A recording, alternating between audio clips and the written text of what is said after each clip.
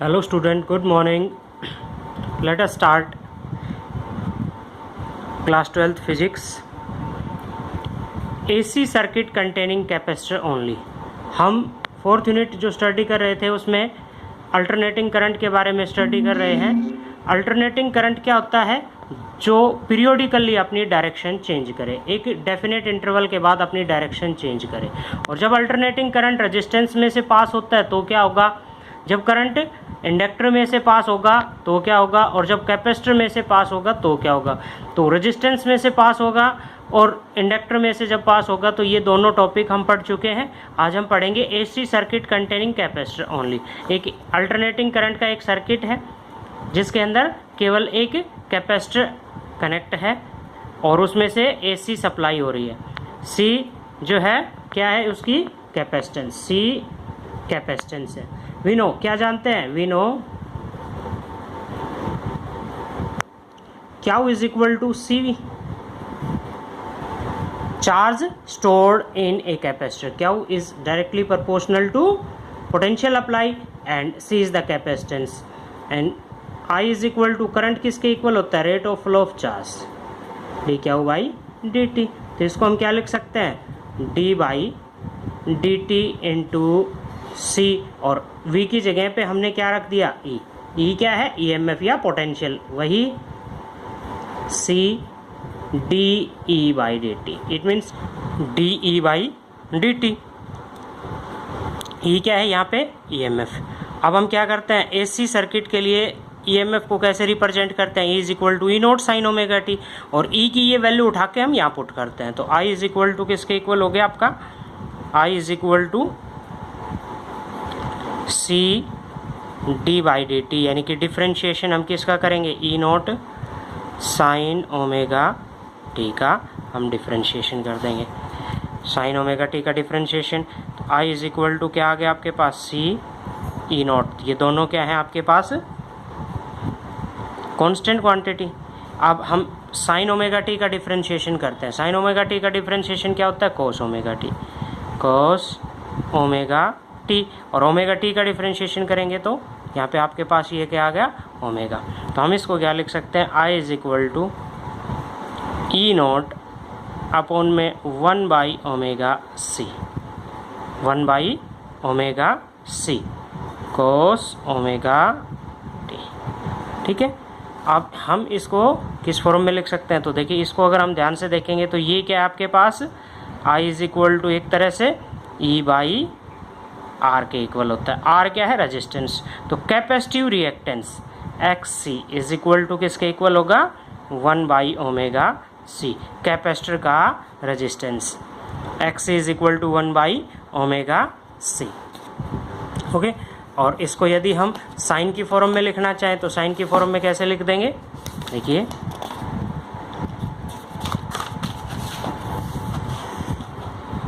आपके पास इक्वेशन आई है। I is equal to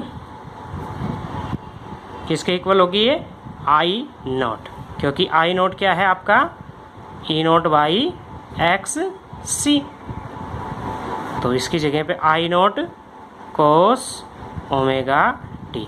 cos omega T को साइन में कन्वर्ट करने के लिए क्या लिख सकते हैं? I is equal to I naught sine omega T into omega T plus pi by two, या pi by two plus omega T. आगे पीछे कैसे भी हम इसको लिख सकते हैं, omega T plus pi by to. इसका मतलब क्या हो गया? 90 पे एंगल चेंज होता है, तो 90 plus theta is equal to किसके इक्वल? Cos theta. तो कोस ओमेगा टी को क्या लिख सकते हैं? साइन ओमेगा, साइन, यहाँ पे omega, sign omega T plus pi by to, sign omega T plus pi by to. This show that, ये क्या शो कर रहा है कि current in case of capacitor, capacitor के केस में क्या करेगा? पाई बाई टू एंगल से आगे चल रहा है, leads by phase angle pi by two. Pi by two angle से क्या कर रहा है? लीड। किससे लीड कर रहा है? वोल्टेज से। तो फेजर डायग्राम कैसे क्रिएट करेंगे इसका फेजर ट्रीटमेंट? इस तरह से हम क्रिएट कर सकते हैं, जैसे ये हो गया आपका E0 EMF, कितना एंगल पे है ये? कितने पे? Omega t.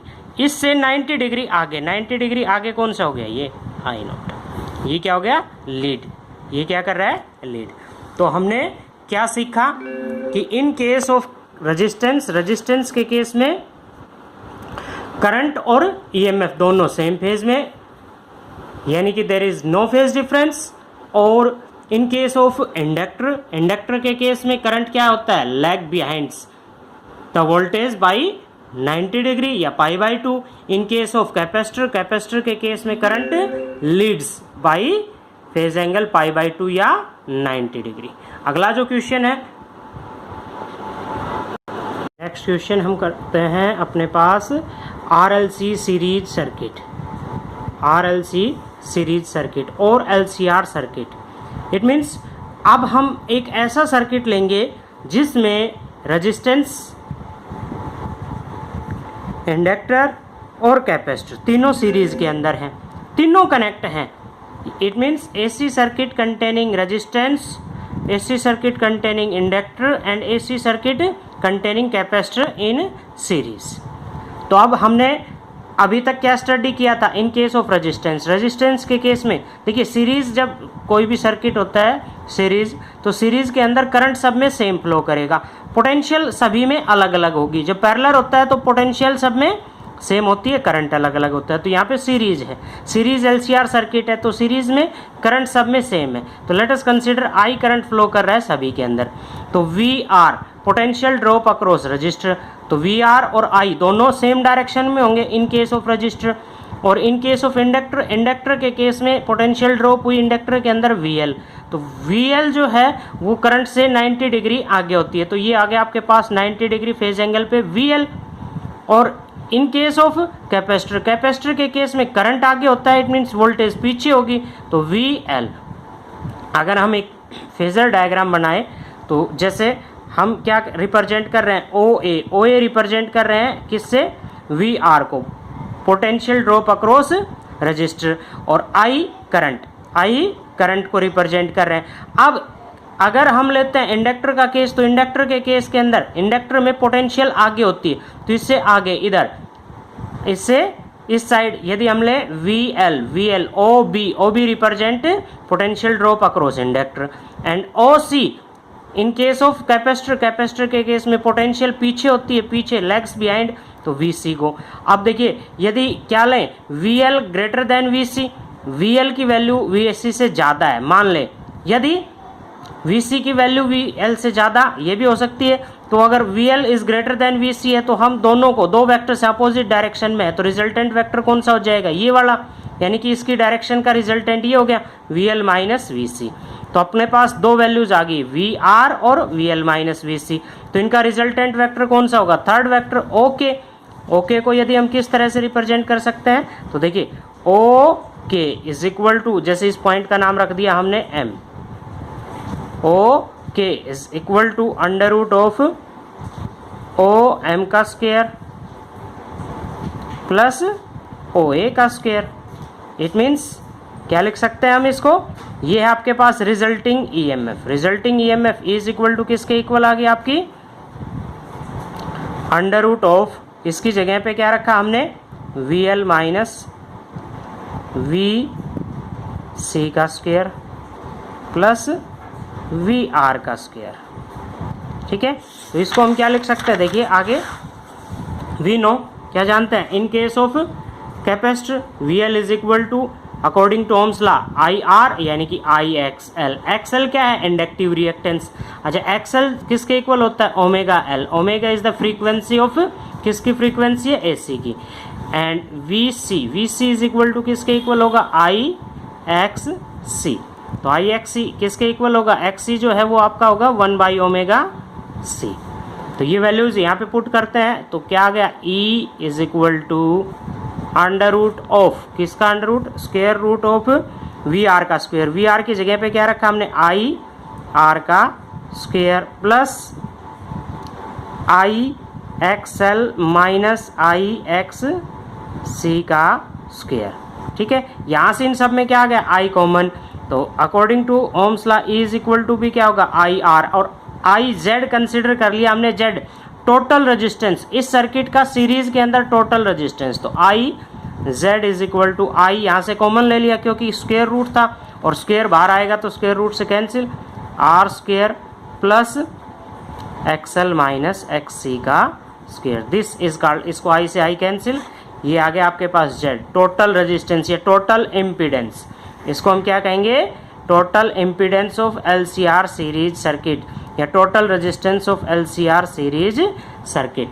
ठीक है, और डायरेक्शन फाइंड आउट करने के लिए हम क्या फाइंड आउट कर देते हैं, 10 की वैल्यू, यानी कि आप क्या निकाल दोगे, 10 फाई इज इक्वल टू किसके इक्वल होगा, परपेंडिकुलर अपॉन में बेस, परपेंडिकुलर क्या हो गया आपके पास, सामने वाला, यानी कि अगर फिगर के अंदर देखें तो मान लीजिए आपके पास क्या हो गया, 10 फाई के सामने ये क्या है, ये किसके इक्वल है, इसके इक्वल, यानी कि OM के इक्वल, OM किसके बराबर है, VL माइनस VC, तो इसको हम क्या लिख सकते हैं, 10 phi is equal to VL minus VC upon में VR, यहाँ पे इन सब की वैल्यू रखेंगे IXL और I कॉमन ले ले तो माइनस XC अपॉन में IR, I से I कैंसिल, तो क्या आ गया, फाई की वैल्यू निकाले तो phi is equal to 10 inverse XL minus XC upon R, ये आ गया आपके पास डायरेक्शन। ओके, तो दिस इज कॉल्ड इम्पीडेंस, इसको हम इम्पीडेंस का नाम भी दे सकते हैं। इक्वेशन फॉर करंट, अगर करंट की इक्वेशन यहाँ पे अगर हम निकालें तो क्या आएगी आपके पास, I is equal to I naught sine omega t, और कितना फेज एंगल पीछे है करंट वोल्टेज से, -5, it means EMF leads by the phase angle of phi, by the phase angle of phi, कब, जब VL ग्रेटर देन VC हो, और यदि VC ग्रेटर देन VL हो तो ये जो डायरेक्शन है वो अपने पास चेंज आ जाएगी, यानी कि किसके यहाँ पे आ जाएगा, इसको बोलेंगे कैपेसिटेंस डोमिनेंट सर्किट, अभी जो हमने पढ़ा वो है inductive dominant circuit. Okay, RLC series circuit हमने पढ़ा। इस तरह से अगले बहुत सारे क्वेश्चंस हम इस पे कर सकते हैं, AC सर्किट, RL सर्किट जिसके अंदर रेजिस्टेंस और इंडक्टर हो, AC circuit containing L and C, AC circuit containing RC, इस तरह से 2-3 क्वेश्चंस ये हम खुद कर सकते हैं। ओके।